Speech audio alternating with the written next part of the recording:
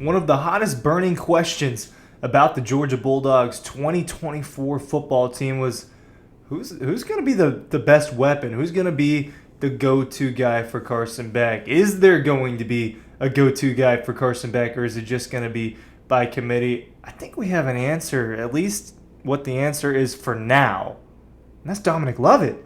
Dominic Lovett, number 6, little slot receiver, transfer from Missouri, has played in the SEC for a little bit of time now, played with Georgia last year. He ended up being the second leading receiver behind Brock Bowers in 2023. Part of that due to Ladd McConkey not being out there all the time, dealing with the back injury, the lower body injuries. McConkey was hurt a lot, and I think he would have been the second leading receiver if it wasn't for that. But Dominic Lovett, right? He's had a very, very good spring. Kirby has told us about his spring. I've got a long quote about Dominic Lovett from Kirby that I'm going to read for you guys. I've got what I saw at G-Day, right? Because you can see what you can see in the little bits and pieces of practice. And yes, we did only twice, but we did get to see some practice here. And they don't practice that often in the spring. I think they don't practice more than like 15 times. It's something like that. And got to see a couple bits and pieces. And the chemistry between Carson Beck and Dominic Lovett is pretty obvious. But I do want to say, I think that the chemistry kind of happened from the jump. I thought that, from what I watched, I kind of thought that he and Carson Beck clicked pretty immediately last year, whether it had been in the spring or had been like at the beginning of the season. I thought that he and Carson Beck had built a pretty good rapport before it even started. But Dominic Lovett ends up with 100 yards and a touchdown at G-Day. He looks good. He's catching crazy passes in the back of the end zone. He's catching lobs over the top. He's making guys miss and dodge. Like, he's got me jumping my shoulders trying to imitate him. Dominic Lovett looked like a star at G-Day. And you can't take away everything super seriously from a spring scrimmage like that. I understand that, and I've made points. Don't take this part too seriously. Something I think that we can take seriously is that, look, Georgia's defense has a lot of really good football players on it, and he was making them look silly. He was making them miss. He was, whether it was a starter or not a starter, he was winning those battles. So Dominic Lovett seems like he's going to be the top target for Georgia and for Carson Beck this season. Real quick, the newsletter, I'm linking that down below. My name is Ryan Curley from Dawg Post, and I'm asking you to sign up for our insider newsletter. Link is in the description of this video down below. Click on that, sign up for the newsletter. It just takes a few seconds. It's free. All you got to do is give us your email address, and we'll push out stories to you every single day. We'll be doing our best to get that content out to you.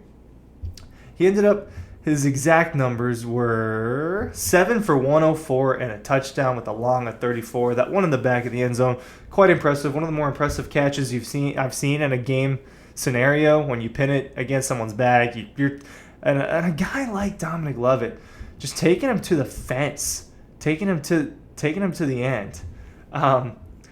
He's been in the SEC for a couple years now, right? 2021. Doesn't really make an impact at Missouri, 173 yards.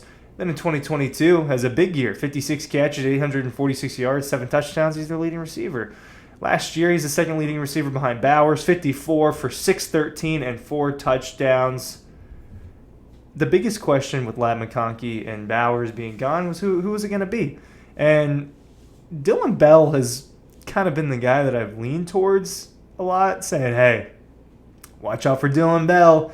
He might be the next really, really good weapon for Georgia here, at least this coming season. And I do think that Dylan Bell is going to be a key contributor. And I know it's G-Day. Early and often, hitting Dylan Bell with a few targets early in the game. He's a guy that it seemed like he was kind of their number one receiver on the outside. That X receiver that's lining up on the far edge that can win battles and be physical on the outside. We've seen him win contested catches. We've seen him win out of the backfield. We've seen him not really win over the top as much, but I think that's something that they're going to go after more. A play that they ran over and over at G-Day was a slot fade route where they had a 3 receivers out, middle one, slot one, on a fade route, right? Heading towards the corner, heading towards the end zone. And the way that they designed that play, it was open almost every time. So what's Carson Beck doing? Boom, boom, boom. Oh, there it is. let me put it over the top.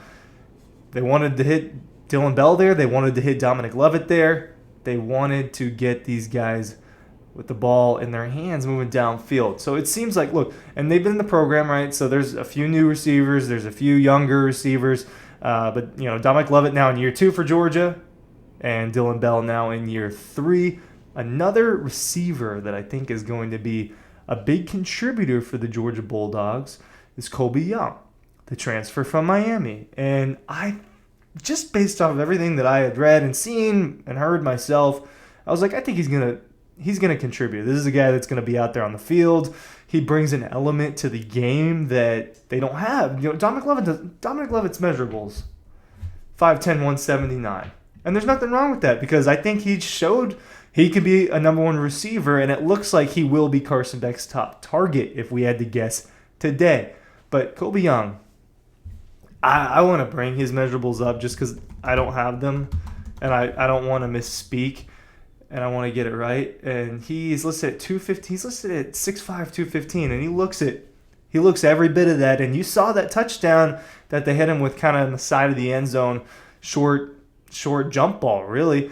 And he won. And reminds you a little bit of Lawrence Cager a few years ago. Another Miami transfer that Georgia had, 2019, back 5 seasons ago.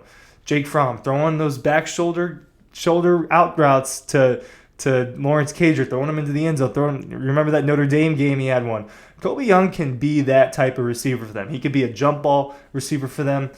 As much as like Brock Bowers has mossed people, or Marcus Smith-Jackson did it a couple of times, they really didn't have a weapon like that on the outside that was just, hey, throw it up. I'm going to win this thing. I'm 6'5". I have a huge catch radius. I'm going to go up there and win this ball. I think that's a big element that they're adding into this thing and that Carson Beck's going to be able to take advantage of.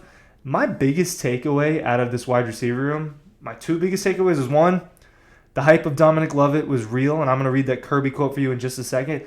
And 2, the depth. I've been saying it for years, guys. I've been saying it for years on here. The depth of different types of weapons, the variance of different types of weapons is real. And when you think about Arian Smith, Dominic Lovett, Dylan Bell, Colby Young now, Trevor Etienne, Roger Robinson, they just have all sorts of different types of ways that they can attack you, right? Versus some other teams that are very reliant on a vertical game or very reliant on an inside zone run game or very reliant on quick outs like a Clemson, who has been reliant the last 2 years on little quick out routes, right? Screen passes. Georgia can do anything on offense. It can do anything it wants for a few reasons. 1, Carson Beck has the best quarterback in college football. 2, has one of the best offensive lines in college football.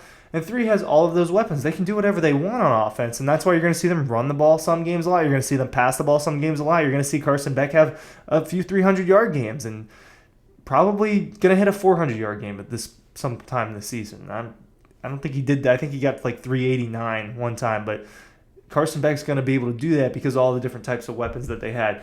And it looks like Dominic Lovett might be the number 1. What did Kirby have to say about this? This was like 10 days ago-ish. Last Tuesday, 2 Tuesdays ago. About Dominic Lovett. So far this spring, you know what, guys? I'll let you read the screen. This is on dogpost.com, by the way. So far this spring, I would say Dom's had a very good spring. He's so much more confident in the offense. I think Carson has so much more confidence in him. They're on the same wavelength. There's been days Dom has been really dominant out there. Now, you've got to say, is that because Tyke Smith and Javon Bullard aren't out there covering him, so he's making more plays? Or is it that Dom's more comfortable in the offense and he's winning at a higher rate? He's had a good spring, he's got more confidence, and he's playing with confidence. I think Carson is really comfortable with him, so I'm pleased with where he's at. His physical toughness continues to improve. This time last year, it was constantly us getting on him about what he was doing without the ball. He makes a conscious effort to be better at that now, and we need him to. Interesting comment there at the end. We need him to from Carson Beck as I try to bring myself back up on the screen. It's not loud. Oh, we're back. Dominant, right? Kirby's been drinking the media Kool-Aid recently, saying things like Dominic Lovett's been dominant, saying that Trevor Etienne reminds him of DeAndre Swift, that's a fair comparison. So something's in the air with Kirby Smart, but Dominic Lovett, that's your answer. The answer to the burning question, who's going to be the top weapon with Brock Bowers and Ladd McConkey gone? Dom Lovett right now is the answer. If it's not him, I'm going to guess Dylan Bell or Trevor Etienne. Thanks for watching.